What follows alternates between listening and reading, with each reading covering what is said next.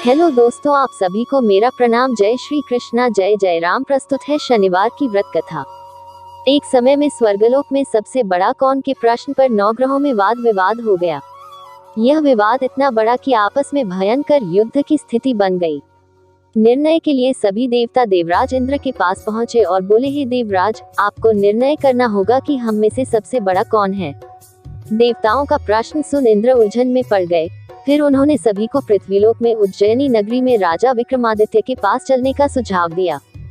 उज्जैनी पहुंचकर जब देवताओं ने अपना प्रश्न राजा विक्रमादित्य से पूछा तो वह भी कुछ देर के लिए परेशान हो उठे, क्योंकि सभी देवता अपनी -2 शक्तियों के कारण महान थे। किसी को भी छोटा या बड़ा कह देने से उनके क्रोध के प्रकोप से भयंकर हानि पहुंच सकती थी। अचानक राजा विक्रमादित्य को एक उपाय सूझा और उन्होंने विभिन्न धातुओं सोना, चांदी, कांसा, तांबा, सीसा, रांगा, जस्ता, अभ्रक व लोहे के 9 आसन बनवाए। धातुओं के गुणों के अनुसार सभी आसनों को एक दूसरे के पीछे रखवाकर उन्होंने सभी देवताओं को अपने अपने सिंहासन पर बैठने को कहा। देवताओं के बैठने के बाद राजा विक्रमादित्य ने कहा, आपका निर्णय तो स्वयं हो गया। जो सबसे पहले सिंहासन पर विराजमान है वही सबसे बड़ा है।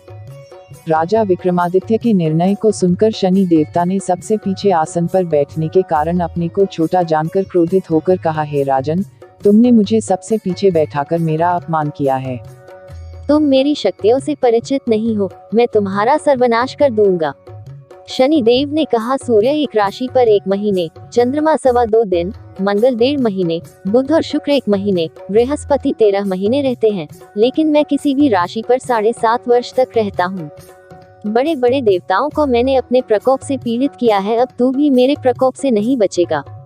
इसके बाद अन्य ग्रहों के देवता तो प्रसन्नता के साथ चले गए, परंतु शनिदेव बड़े क्रोध के साथ वहां से विदा हुए। विक्रमादित्य से बदला लेने के लिए एक दिन शनिदेव ने घोड़े के व्यापारी का रूप धारण किया और बहुत से घोड़ों के साथ उज्जैनी नगरी पहुंचे। राजा विक्रमादित्य ने राज्य में किसी घोड़े के व्यापारी के आने का समाचार सुना तो अपने अश्वपाल को कुछ घोड़े खरीदने को भेजा। घोड़े बहुत कीमती थे। अश्वपाल ने जब वापस लौटकर इस बारे में राजा विक्रमादित्य को बताया तो वह खुद आकर एक सुंदर और शक्तिशाली घोड़ा पसंद किया। घोड़े की चाल देखने के लिए राजा जैसे ही उस घोड़े पर सवार हुए, वह बिजली की गति से दौड़ पड़ा। तेजी से दौड़ता हुआ घोड़ा राजा को दूर एक जंगल में ले गया और फिर वहां राजा को गिराकर गायब हो गया।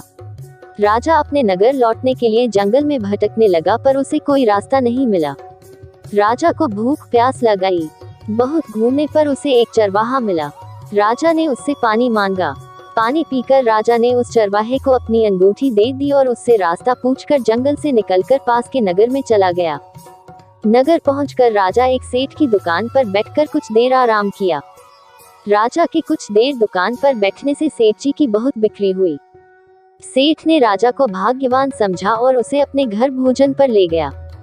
सेठ के घर में सोने का एक हार खूंटी पर लटका हुआ था। राजा को उस कमरे में छोड़कर सेठ कुछ देर के लिए बाहर चला गया। तभी एक आश्चर्यजनक घटना घटी। राजा के देखते देखते सोने के उस हार को खूंटी निगल गई। सेठ ने जब हार गायब देखा तो उसने चोरी का संदेह राजा पर किया और अपने नौकरों से कहा कि इस परदेशी को रस्सियों से बांधकर नगर के राजा के पास ले चलो। राजा ने विक्रमादित्य से हार के बारे में पूछा तो उसने बताया कि खूंटी ने हार को निगल लिया। इस पर राजा क्रोधित होकर चोरी करने के अपराध में विक्रमादित्य के हाथ पांव काटने का आदेश दे दिया। सैनिकों ने राजा विक्रमादित्य के हाथ पांव काटकर उसे सड़क पर छोड़ दिया। कुछ दिन बाद एक तेली उसे उठाकर अपने घर ले गया और उसे कोल्हू पर बैठा दिया। राजा आवाज देकर बैलों को हाँकता रहता। इस तरह तेली का बैल चलता रहा और राजा को भोजन मिलता रहा। शनि के प्रकोप की 7.5 पूरी होने पर वर्षा ऋतु प्रारंभ हुई। एक रात विक्रमादित्य मेघ मल्हार गा रहा था। तभी नगर की राजकुमारी मोहिनी रथ पर सवार उस घर के पास से गुजरी। उसने मल्हार सुना तो उसे अच्छा लगा और दासी को भेजकर गाने वाले को बुला लाने को कहा। दासी लौटकर राजकुमारी को अपंग राजा के बारे में सब कुछ बता दिया। राजकुमारी उसके मेघ मल्हार से बहुत मोहित हुई और सब कुछ जानते हुए भी उसने अपंग राजा से विवाह करने का निश्चय किया। राजकुमारी ने अपने माता पिता से जब यह बात कही तो वह हैरान रह गए। उन्होंने उसे बहुत समझाया पर राजकुमारी ने अपनी जिद नहीं छोड़ी और प्राण त्याग देने का निश्चय कर लिया। आखिरकार राजा रानी को विवश होकर अपंग विक्रमादित्य से राजकुमारी का विवाह करना पड़ा। विवाह के बाद राजा विक्रमादित्य और राजकुमारी तेली के घर में रहने लगे। उसी रात स्वप्न में शनिदेव ने राजा से कहा, राजा तुमने मेरा प्रकोप देख लिया, मैंने तुम्हें अपने अपमान का दंड दिया है।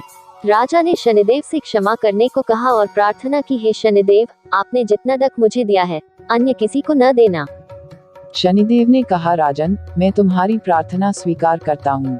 जो कोई स्त्री पुरुष मेरी पूजा करेगा, शनिवार को व्रत करके मेरी व्रत कथा सुनेगा, उस पर मेरी अनुकंपा बनी रहेगी। प्रातःकाल राजा विक्रमादित्य की नींद खुली तो अपने हाथ पांव देखकर राजा को बहुत खुशी हुई। उसने मन ही मन शनिदेव को प्रणाम किया। राजकुमारी भी राजा के हाथ पांव सलामत देखकर आश्चर्य में डूब गई। तब राजा विक्रमादित्य ने अपना परिचय देते हुए शनिदेव के प्रकोप की सारी कहानी सुनाई। इधर सेठ को जब इस बात का पता चला तो दौड़ता हुआ तेली के घर पहुंचा और राजा के चरणों में गिरकर क्षमा मांगने लगा। राजा ने उसे क्षमा कर दिया क्योंकि यह सब तो शनिदेव के प्रकोप के कारण हुआ था। सेठ राजा को अपने घर ले गया और उसे भोजन कराया। भोजन करते समय वहां एक आश्चर्य घटना घटी। सबके देखते देखते उस खूंटी ने हार उगल दिया। सेठ जी ने अपनी बेटी का विवाह भी राजा के साथ कर दिया और बहुत से स्वर्ण आभूषण, धन आदि देकर राजा को विदा किया। राजा विक्रमादित्य राजकुमारी मोहिनी और सेठ की बेटी के साथ उज्जैनी पहुंचे तो नगरवासियों ने हर्ष के साथ उनका स्वागत किया। अगले दिन राजा विक्रमादित्य ने पूरे राज्य में घोषणा कराई कि शनिदेव सब देवों में सर्वश्रेष्ठ हैं। प्रत्येक स्त्री पुरुष शनिवार को उनका व्रत करें और व्रत कथा अवश्य सुने। राजा विक्रमादित्य की घोषणा से शनिदेव बहुत प्रसन्न हुए। शनिवार का व्रत करने और व्रत कथा सुनने के कारण सभी लोगों की मनोकामनाएं शनिदेव की अनुकंपा से पूरी होने लगी।